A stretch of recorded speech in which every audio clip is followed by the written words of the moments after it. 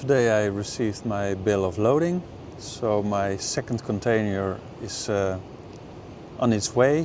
First it went to London, then to Hamburg, and yet it's at this moment in Antwerp, so I don't know where it's going from there, but at least it's on the way, and supposedly it's going to be around 5th of October in Ascension, so I'll have to wait for that. I'm here now at the beach, and this is going to be my last couple of days, I guess, in Holland, because I rented a room, and well, the lady I rented, my landlord, she's gonna go on holiday Sunday or Monday, so I have to exit. I'm trying to get another room for the last couple of 8 or 9 days, if possible, and if not, then Saturday I will fly away and on my way to Paraguay finally.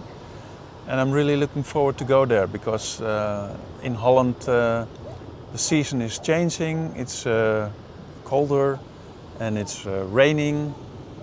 This morning we had a real long rain, and it was really needed also. But also September is the beginning of maybe a good after season, and it's the spring in Paraguay, so I'm really enjoying to go there. And well, the last 2 weeks I said goodbye to my daughter and my eldest daughter, so I'm not sure when I'm going to be seeing them again, so I'll have to wait for that.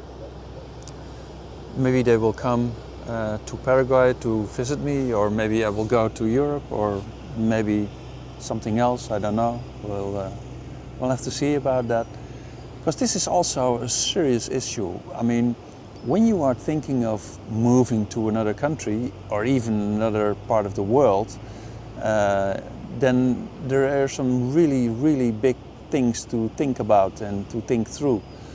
So I mean, it's leaving all friends behind, all family behind, and if they're not on the same page, and if they don't understand why you leave, then that makes it even harder. In my case, they don't really understand why I see all these problems in Europe, and especially in Holland, so they stay here, and I'm really saddened by that. But I respect their choice, and they have to accept my choice by leaving. And well, if there is a place possible for them, if they want to flee from Europe or from Holland for what's coming, then I'm sure I will find ways to make that possible to get them. But I'm not sure if, you know, if it's going to be able to, if they're going to be able to leave in a couple of years when the shit hits the fan. Because what we saw during the pandemic with the COVID is that they just locked up.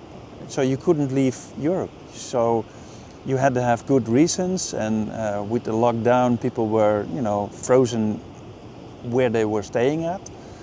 So I'm really afraid of that. So that's why I'm not likely going back to Europe once I'm in Paraguay, unless I really have to be dragged and forced to go there. But if I have the choice, then I won't be going there again. So maybe in case of my daughters, I will have lots of FaceTime, and maybe we find another ground where we can meet and hook up once every while. So this is really an emotional decision where you shouldn't be thinking light on.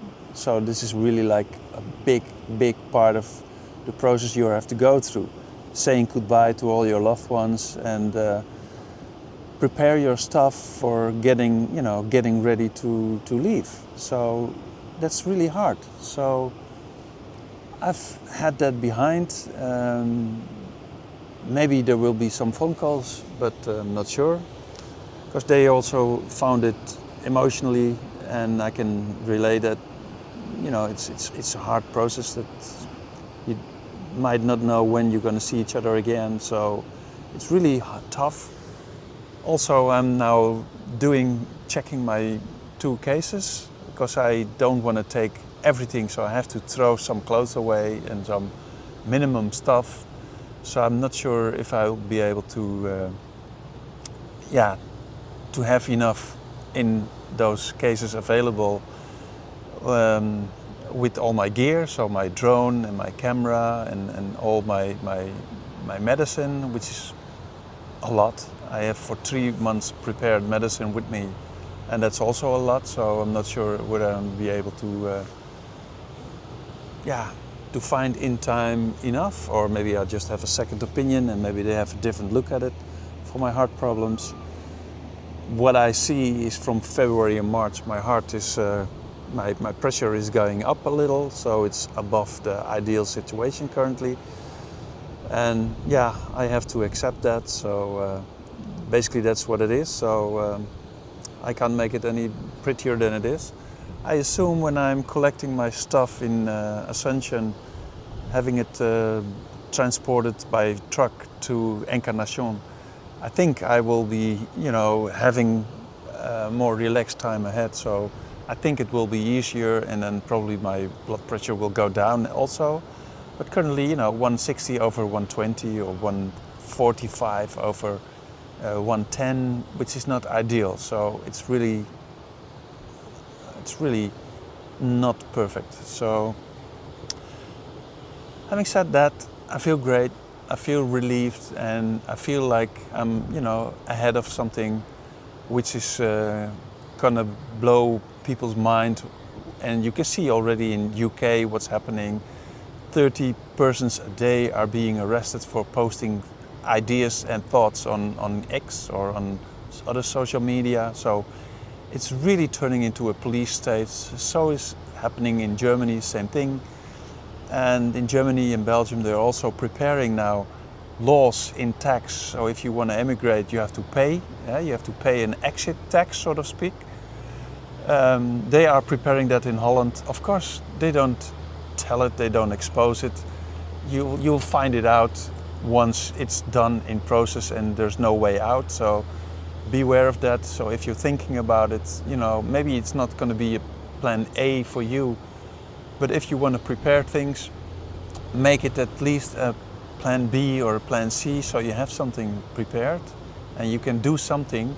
So when it's, it's really serious, and when it's going to be started and announced and everything is going in a roller coaster ahead, the already prepared plans, then you are also prepared, and then you can take steps, and then you can just take a plane or drive your car to a country where you can take a plane and then fly from that country and then leave Europe, because it's really going to be tough. And the good thing is, in America, they are dismantling the deep state a little bit, and they are exposing the corona crimes being made by Pfizer and all the other big pharma companies, and they lay out the connections. So it's really getting started to dismantle everything. But then again, we have to see how that's going to be in Europe. So I don't know about that. We have here a truck coming by. They're cleaning the sand, they're cleaning the beaches, so it's nice. I'm sitting here on a terrace which is closed because it's too chilly, so I'm sitting here out of the wind. And if people want to go and are thinking about it, doubting about it, well, think again, because now there is still time that you can do it, that you can go, that you can explore, and that you can get for reasonable amount of money a cedula for Paraguay or maybe some other countries which you're thinking of. So make no mistake, you better have something in place and see it as an insurance for your house.